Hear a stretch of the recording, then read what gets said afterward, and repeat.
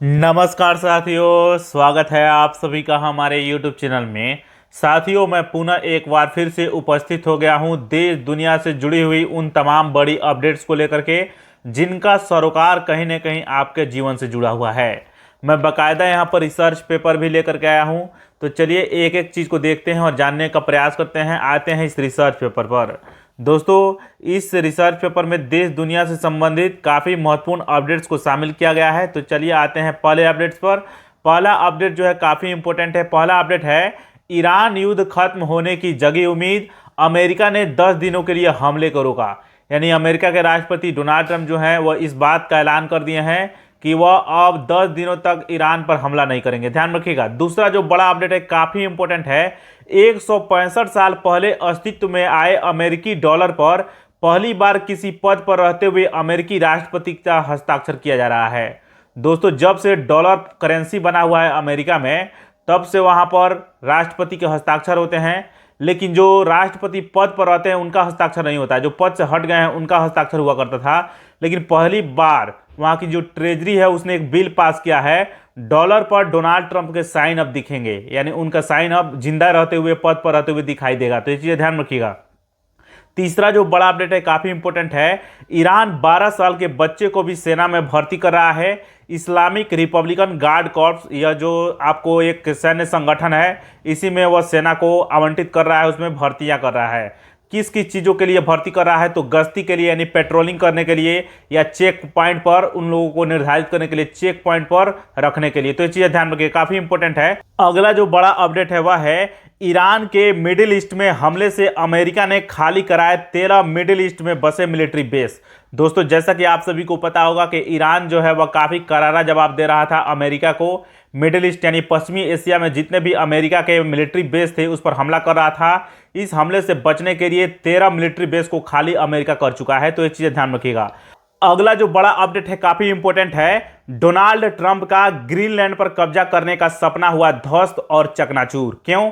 चूंकि दोस्तों आप सभी को पता होगा कि ग्रीनलैंड पर अभी किसका अधिकार है? तो डेनमार्क का अधिकार है। यह चीज तो आप लोगों को पता होगा। डेनमार्क कर क्या रहा है? तो ग्रीनलैंड के जो प्रमुख हवाई अड्डे हैं उनको उड़ा रहा है, ताकि अमेरिका जो है अपनी वायुसेना को उतार ना सके उन हवाई अड्डों पर और ग्रीनलैंड को कब्जा ना कर सके। तो इस चीज ध्यान रखिएगा।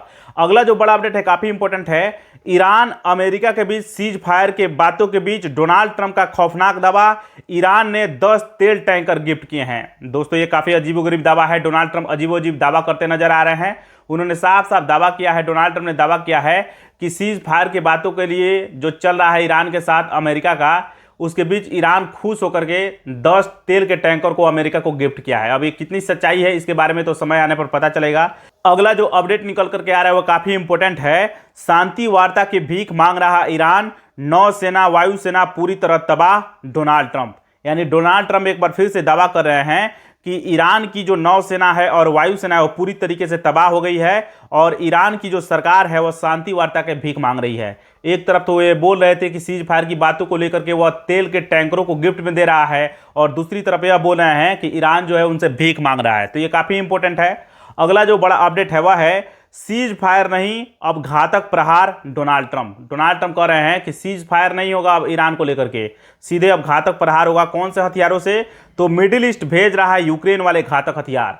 यानी यूक्रेन में जिस घातक हथियार को अमेरिका सप्लाई कर रहा था, उसी घातक हथियार को अब मिडिल ईस्ट में सप्लाई कर रहा है ईरान पर हमला करने के लिए अमेरिका। तो ये काफी इंपॉर्टेंट है, ध्यान रखिएगा। अगला अपडेट है कि इजरायली प्रधानमंत्री बेंजामिन नेतन्याहू ने एक बड़ा ऐलान किया है। क्या ऐलान किया है? तो उन्होंने ऐलान किया है कि फारस की खाड़ी में स्थित होर्मुज स्ट्रेट बंद करने वालों को उन्होंने मार गिराया है।